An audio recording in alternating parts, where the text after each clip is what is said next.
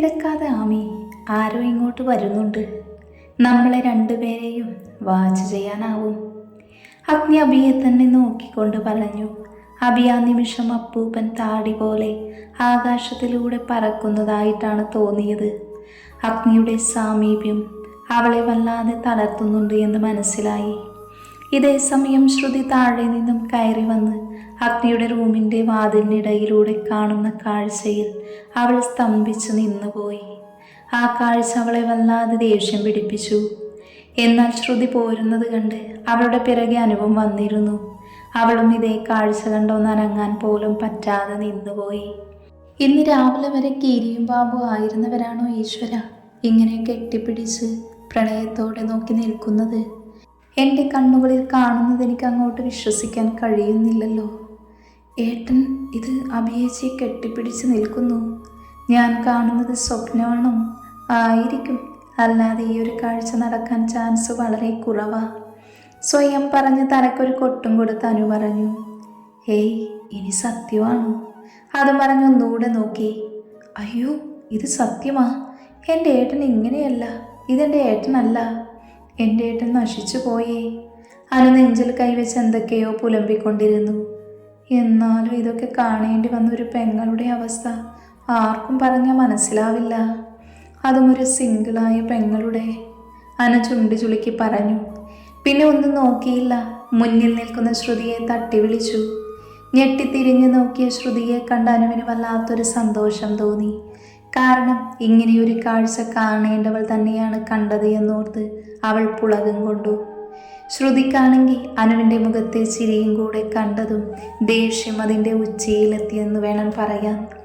അതിൻ്റെ ഫലമായി പല്ല് നല്ലോണം കടിച്ചു പൊട്ടിക്കുന്നുണ്ട് ആള്. എന്നാൽ അനുവാണെങ്കിൽ ഈ അവസരം അങ്ങ് മുതലാക്കാമെന്നോർത്ത് നാണം അങ്ങ് വാരി വിതറി. ഷോ, എന്തൊരു കഷ്ടമാണ്. ഇവർക്ക് ഈ വാതിലൊന്ന് അടച്ചൂടെ? കല്യാണപ്രായമായവരെ ഈ വീട്ടിലുണ്ടെന്നുള്ളൊരു ബോധവും ഇല്ല രണ്ടാൾക്കും. എപ്പോഴും ഇങ്ങനെ തന്നെയാ എൻ്റെ ചേച്ചി. ഇന്നലെ ഞാൻ കണ്ടത് ഓർക്കുമ്പോൾ ഷോ, എനിക്ക് നാണം വരുന്നു. അതും പറഞ്ഞാൽ മുഖം പൊത്തിപ്പിടിച്ചു.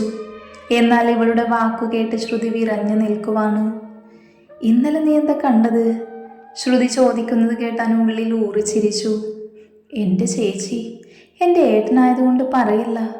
എന്തൊരു കിസ്സിങ് ആയിരുന്നു എന്നറിയുമോ? തകർന്നു പോയി എൻ്റെ കൗമാരം വരെ. ഇല്ലാത്ത നാണം വരുത്തി അനു അവളെ ഒളിഞ്ഞു നോക്കിക്കൊണ്ട് പറഞ്ഞു. അത് കേട്ടതും ശ്രുതി അഗ്നിയെയും അഭിയെയും ഒന്നുകൂടെ കലിപ്പിൽ നോക്കി ചവിട്ടിത്തുള്ളി അവിടെ നിന്നും പോയിരുന്നു. ഒരാളുടെ ഹൃദയം തകർന്നത് നേരിട്ട് കണ്ടപ്പോൾ എന്തൊരാശ്വാസം.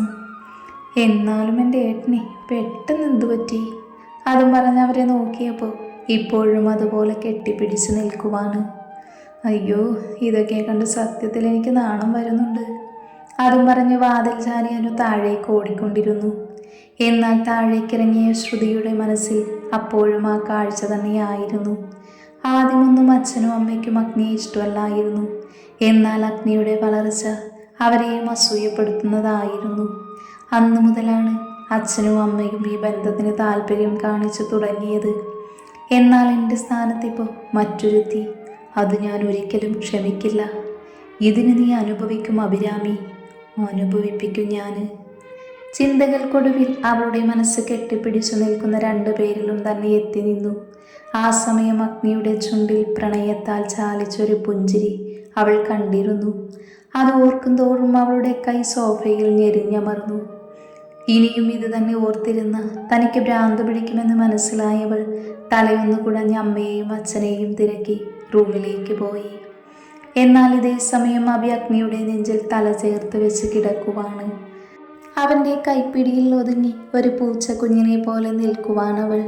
മാറി നിൽക്കാൻ ബുദ്ധി പറയുന്നുണ്ടെങ്കിലും ശരീരം അനങ്ങുന്നുണ്ടായിരുന്നില്ല. ശിലകളൊക്കെ അവൾ അങ്ങനെ നിന്നുപോയി. ഇതുവരെ താൻ അനുഭവിക്കാത്തൊരനുഭൂതി അവൾക്ക് ആ നിമിഷം തോന്നിയിരുന്നു. അവളുടെ ഹൃദയമിടിപ്പ് അവൾക്ക് തന്നെ കേൾക്കാമായിരുന്നു. അഗ്നി ഒരു പുഞ്ചിരിയോടെ തല ഉയർത്തി അവളെ ഒന്ന് നോക്കി. പിന്നെ അടഞ്ഞു കിടക്കുന്ന വാതിലിലേക്കും അവൻ്റെ നോട്ടം ചെന്നെത്തി. ആ നിമിഷം അവൻ്റെ ചുണ്ടിൽ മനോഹരമായൊരു പുഞ്ചിരി ഉണ്ടായിരുന്നു. അവൾ ചെറുതായി വിറക്കുന്നുണ്ട് എന്ന് തോന്നി അവൻക്ക്. അവളുടെ ഹൃദയമിടിപ്പ് അവൻ നന്നായി ആസ്വദിച്ചു. അവൻ്റെ ചുണ്ടിൻ്റെ കോണിലെ പുഞ്ചിരി അവനെ കൂടുതൽ സുന്ദരനാക്കി. ആമി. അവളുടെ കാതോരം അവൻ്റെ ചുടുനിശ്വാസം തട്ടിയതും അവളൊന്ന് പുളഞ്ഞു പോയിരുന്നു. പോയി? എന്താ? അവളൊന്നും മനസ്സിലാവാതെ ചോദിച്ചു. എടി പൊട്ടിക്കാളി, വന്നവർ പോയി എന്ന്. അവൾ കാണേണ്ടത് കണ്ടിട്ടുണ്ട്. അതുകൊണ്ട് പൊന്നുമോള് താഴേക്ക് ചെല്ല്, ഞാനൊന്ന് ഫ്രഷായിട്ട് വരാം. ഈ നിൽപ്പേ അത്ര ശരിയല്ല. അവനെ തന്നെ അന്തം വിട്ട് നോക്കി നിൽക്കുന്ന അബിയുടെ മൂക്കിലൊന്ന് പിടിച്ചുകൊണ്ട് അഗ്നി പറഞ്ഞു. അപ്പോഴാണ് അബിക്ക് താൻ ഇപ്പോഴും അവൻ്റെ നെഞ്ചിലാണ് എന്ന ബോധം വന്നത്. അവൻ പെട്ടെന്ന് അവനിൽ നിന്ന് അകന്നു മാറി പുറകോട്ട് നീങ്ങിയതും അവളുടെ കാല് കട്ടിലിൽ തട്ടി പുറകിലേക്ക് വീഴാൻ പോയി. ആ നിമിഷം പേടിയോടെ അവൾ കണ്ണുകൾ ഇറുക്കി അടച്ചു, കൈ രണ്ടും നെഞ്ചോട് ചേർത്തു. അപ്പോഴും അവൾ അറിയുന്നുണ്ടായിരുന്നു തൻ്റെ അരക്കെട്ടിൽ മുറുകുന്ന അഗ്നിയുടെ കൈകളുടെ ചലനവും മുറുക്കവും. അവളെ ചേർത്ത് പിടിച്ച ആ നിമിഷം അവൻ്റെ ഹൃദയമിടിപ്പ് താളം തെറ്റിയിരുന്നു. കണ്ണുകൾ തുറക്കാതെ ഒരു നിമിഷം അവൾ അങ്ങനെ തന്നെ നിന്നുപോയി. വീഴാതെ മുറുക്കെ പിടിച്ചിരിക്കുന്ന കൈകളിൽ താൻ ഈ ജന്മം മുഴുവൻ സുരക്ഷിതമായിരിക്കുമെന്നവൾക്ക് ആ നിമിഷം അവൾക്ക് തോന്നിപ്പോയിരുന്നു. അത്രത്തോളം അവനിൽ അവൾ അടിമപ്പെട്ടു പോയതുപോലെ തോന്നി. ഏത് വീഴ്ചയിലും തന്നെ താങ്ങി നിർത്താൻ ഈ കൈകൾ തൻ്റെ കൂടെ ഉണ്ടാവുമെന്ന് അവൾക്ക് മനസ്സിലായി. അവൻ്റെ മാത്രം ലോകത്തായി ചുരുങ്ങിയിരുന്നു ആ നിമിഷം. അവനെന്ന ലോകത്ത് അവൾ ആഴ്ന്നു പോയി എന്നതാണ് സത്യം. എന്നാൽ അഗ്നി ആ നിമിഷം നോക്കി കാണുകയായിരുന്നു അവളെ. വിയർപ്പ് പൊടിഞ്ഞ അവളുടെ മേൽ ചുണ്ടും നിറയെ പീലികൾ നിറഞ്ഞ അവളുടെ കരിമിഷി പടർന്ന കണ്ണുകളും ഇളം റോസും ചുവപ്പും കൂടിയ അവനെ ഒത്തിരി കൊതിപ്പിക്കുന്ന തേൻ നിറഞ്ഞു നിൽക്കുന്ന അവളുടെ അതരവും. ഒരു നിമിഷം അവൻ കൊതിയോടെ നോക്കി നിന്നുപോയി. പിന്നെ ഒന്നും ഓർക്കാതെ അവൻ അവളുടെ കണ്ണുകളിലേക്ക് പതിയെ ഒന്ന് ഊതി. അവൻ്റെ ചൂട് നിശ്വാസം അവളുടെ കണ്ണിൽ തട്ടിയതും അവൾ കണ്ണുകൾ വലിച്ചു തുറന്ന് അവനെ ഒന്ന് നോക്കി. തന്നെ നോക്കി നിൽക്കുന്ന അവൻ്റെ കാപ്പി കണ്ണുകൾ അവളെ കൊത്തി വലിക്കുന്നത് പോലെ തോന്നി അവൾക്ക്. അവളും അവനിൽ മതിമറന്ന് നോക്കിപ്പോയി. പെട്ടെന്നെന്തോ ഓർത്ത പോലെ അവൻ്റെ കൈകളിൽ നിന്ന് അകന്നു മാറാൻ ശ്രമിച്ചു. അത് മനസ്സിലായി അഗ്നി അവളെ അവനിൽ നിന്ന് മോചിപ്പിച്ചു. അത് മനസ്സിലാക്കി അബി താഴേക്ക് പോവാൻ നിന്നതും ആമി. ആ വിളിയിൽ അവൾ സ്റ്റെക്കായി അവിടെ തന്നെ നിന്നുപോയി. ആമി, നീ എന്നെ വല്ലാതെ കൊതിപ്പിക്കുന്നുണ്ട് പെണ്ണേ. അവൻ സ്വയം ചുണ്ട് കടിച്ചു വിട്ടുകൊണ്ട് പറഞ്ഞ് തോർത്തെടുത്ത് ഫ്രഷാവാൻ പോയി. അബി കേട്ടത് വിശ്വസിക്കാനാവാതെ ഒരു നിമിഷം തറഞ്ഞു നിന്നു. എൻ്റെ ഈശ്വര, എന്താ ഇപ്പം അങ്ങേര് പറഞ്ഞിട്ട് പോയത്? അതും ഓർത്തവൾ കിളിപാറിക്കൊണ്ട് തന്നെ താഴേക്ക് പോയി. അബി നേരെ പോയത് അനുവിൻ്റെ റൂമിലേക്കായിരുന്നു. അവിടെ എത്തിയതും അവനെ നോക്കാതെ നേരെ വാഷ്റൂമിലേക്ക് കയറി മുഖത്തേക്ക് തണുത്ത വെള്ളം തളിച്ചു. അപ്പോഴും അവളുടെ ഹൃദയം ഉച്ചത്തിൽ മിടിക്കുന്നുണ്ടായിരുന്നു. എന്താ ഇപ്പം നടന്നത്? എന്നെ അയാൾ കെട്ടിപ്പിടിച്ചു. അപ്പോൾ എന്നോട് ദേഷ്യമില്ലേ? ഇനി ആരുടെ മുന്നിലും കരയരുത് എന്നല്ലേ പറഞ്ഞത്? അപ്പോൾ എന്നോട് ഇഷ്ടം ഉണ്ടാകുമോ ഈശ്വര? അഭിമുഖമുയർത്തി കണ്ണാടിയിലേക്കൊന്ന് നോക്കിക്കൊണ്ട് പറഞ്ഞു. അല്ല, അങ്ങേര് ഇന്നലെ കൂടെ എന്നെ വഴക്ക് പറഞ്ഞതല്ലേ? ചിലപ്പോൾ ആ പൂതന കാണാൻ വേണ്ടി എന്നെ കെട്ടിപ്പിടിച്ച് നിന്നതാകുമോ? ദുഷ്ടൻ. ഓ, അങ്ങേരെ അടുത്ത് വരാൻ നിൽക്കുക, ഇങ്ങനെ കിടന്ന് ഇടിക്കാൻ. അതും പറഞ്ഞവൾ നെഞ്ചിലേക്ക് കൈവച്ചു. എനിക്ക് വല്ല അറ്റാക്കും വന്നാ ആര് സമാധാനം പറയും? അതുകൊണ്ടേ ഡോണ്ട് റിപ്പീറ്റ് ദിസ്. പതിയെ നെഞ്ചിലൊന്ന് തട്ടിക്കൊണ്ട് അവൾ സ്വയം പറഞ്ഞു. ഇനി അയാളുടെ മുന്നിൽ പോയി പെടാതിരിക്കുന്നതാവും എൻ്റെ ശരീരത്തിന് നല്ലത്. അതും പറഞ്ഞവൾ പുറത്തേക്കിറങ്ങി. അപ്പോഴുണ്ട് അവളെ തന്നെ ചൂഴ്ന്നു നോക്കിക്കൊണ്ട് അനു അവിടെ നിൽക്കുന്നു. അവൾ നിൽക്കുന്നത് കണ്ടിട്ടും അവളെ മൈൻഡ് ചെയ്യാതെ പുറത്തേക്ക് പോകാൻ നിന്നതും അവളെ അനു പുറകിൽ നിന്ന് വിളിച്ചു. അല്ല, എങ്ങോട്ടാ എന്നെ ഒന്ന് മൈൻഡ് പോലും ചെയ്യാതെ തെറ്റ് ചെയ്തവരെ പോലെ പോകുന്നത്? ഒന്നവിടെ നിന്നേ, ചില കാര്യങ്ങളിലേ എനിക്ക് കുറച്ച് ക്ലാരിറ്റി വരുത്താനുണ്ട്. അതും പറഞ്ഞ് അനു അവളുടെ അടുത്തേക്ക് പോയി. എന്ത്? അഭി സംശയത്തോട് ചോദിച്ചു. അയ്യോ, പൊന്നുമോൾ 1000 രൂപയ്ക്ക് അങ്ങ് അഭിനയിക്കല്ലേ? ഒന്നും അറിയാത്തൊരു ഇള്ളക്കുഞ്ഞ്. അനു വീണ്ടും സ്കോർ ചെയ്തു. നീ എന്താ പറയുന്നത് അനു? എനിക്കൊന്നും മനസ്സിലാവുന്നില്ല. അഭി വീണ്ടും ചോദിച്ചു. അയ്യോ, എൻ്റെ കുഞ്ഞുവാവയ്ക്കൊന്നും അറിയില്ലേ? എന്നാ ചേച്ചി പറഞ്ഞു തരാലോ. എന്നാലേ ചെവി തുറന്ന് കേട്ടോ. ചില സമയത്തെ നിനക്കെൻ്റെ ഏട്ടൻ കടുവ, ചെകുത്താൻ, കാലൻ അങ്ങനെ ഒരുപാട് നിരന്നു നിൽക്കും എൻ്റെ ഏട്ടൻ്റെ പേര്. എന്നിട്ട് ആരും ഇല്ലാതെ റൂമിൽ ഒറ്റയ്ക്കാകുമ്പോൾ കെട്ടിപ്പിടിക്കുക അല്ലേ? ഇതിൻ്റെ ഒക്കെ അർത്ഥം എന്താ? അനു പുരികം പൊക്കി കുറച്ച് ഗൗരവത്തിൽ ചോദിച്ചു. നീ എന്തൊക്കെ പിച്ചുമ്പയുമാണ് അനു പറഞ്ഞു വരുന്നത്? നീ എങ്ങനെയാ കണ്ടത്? അതെന്താ, എനിക്ക് രണ്ട് ഉണ്ട കണ്ണില്ലേ, അതുകൊണ്ട് നോക്കിയാലെന്താ കാണില്ലേ? എൻ്റെ ഈശ്വര, ഇവളും കണ്ടോ അങ്ങേരെന്നെ കെട്ടിപ്പിടിച്ച് നിൽക്കുന്നത്? ഇനി എങ്ങനെ ഇവളുടെ മുന്നിൽ നിന്ന് മുങ്ങും? അഭി തല താഴ്ത്തി ആലോചിച്ചു. അവളുടെ പാവം പോലെയുള്ള നിൽപ്പ് കണ്ട് അനുവിന് ചിരി വന്നു. എൻ്റെ അടുത്ത് നിന്നേ എങ്ങനെ രക്ഷപ്പെടുമെന്ന് ചിന്തിക്കുമായിരിക്കുമല്ലേ? അത് കേട്ട് അഭി തല ഉയർത്തി ഒന്ന് ഇളിച്ചു കൊടുത്തു. അയ്യോ, എന്താണ് ആ ഇളി? വല്ലാതെ ചിരിക്കേണ്ട, മണിമണിയായി പോരട്ടെ. എങ്ങനെ ഒപ്പിച്ചു, അതും എൻ്റെ ഏട്ടനെ? പറ. അഭിദയനീയമായി അവളെ ഒന്ന് നോക്കി. എൻ്റെ പൊന്നനു, എനിക്കൊന്നും അറിയില്ല. റൂമിലെത്തിൻ്റെ വഴക്ക് പറയുന്നതിനിടയ്ക്ക് എന്നെക്കാരി കെട്ടിപ്പിടിച്ചുകൊണ്ട് പറഞ്ഞു, അനങ്ങാതെ നിൽക്ക്, ആരോ വരുന്നുണ്ടെന്ന്. അത് പറഞ്ഞ് പിടിച്ചതാ, അല്ലാതെ സ്നേഹം മൂത്ത് കെട്ടിപ്പിടിച്ചതല്ല. അഭിദയനീയമായി അനുവിനെ നോക്കി പറഞ്ഞു. അയ്യോ, അതെന്നെ അങ്ങനെ? ഷോ, ഞാൻ എന്തൊക്കെ പ്രതീക്ഷിച്ചു, അതെല്ലാം നശിപ്പിച്ചു. ഛേ, എന്ത്? വിഷമത്തോടെ കട്ടിൽ കയറിയിരുന്ന അനുവിൻ്റെ അടുത്ത് വന്ന് അഭി ചോദിച്ചു. അതോ, ഞാൻ വിചാരിച്ചേ നിങ്ങൾ തമ്മിൽ ലവാണെന്ന്. അവൾ കുറച്ച് നാണത്തോടെ പറഞ്ഞു.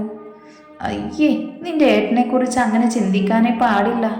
അങ്ങേർക്ക് പ്രണയം, റൊമാൻസ് അതൊന്നും അറിയുപോലുമില്ല. അഭി എന്തോ തുള്ളിൽ ചിരിച്ചുകൊണ്ട് പറഞ്ഞു. അപ്പൊ പിന്നെ ശ്രുതി ചേച്ചിയെ കാണിക്കാനായിരിക്കുമല്ലേ? അനു സംശയത്തോടെ ചോദിച്ചു. ആയിരിക്കും, എനിക്കും അതാ തോന്നിയത്. ആയിരിക്കുമെന്നല്ല, അതുതന്നെയാണ് സത്യം. കാണിക്കുകയും ചെയ്തു, കാണേണ്ട ആളെ കണ്ടു ബോധിക്കുകയും ചെയ്തു. അനു ആ നിമിഷത്തെ ശ്രുതിയുടെ മുഖമോർത്ത് ചിരിയോടെ പറഞ്ഞു.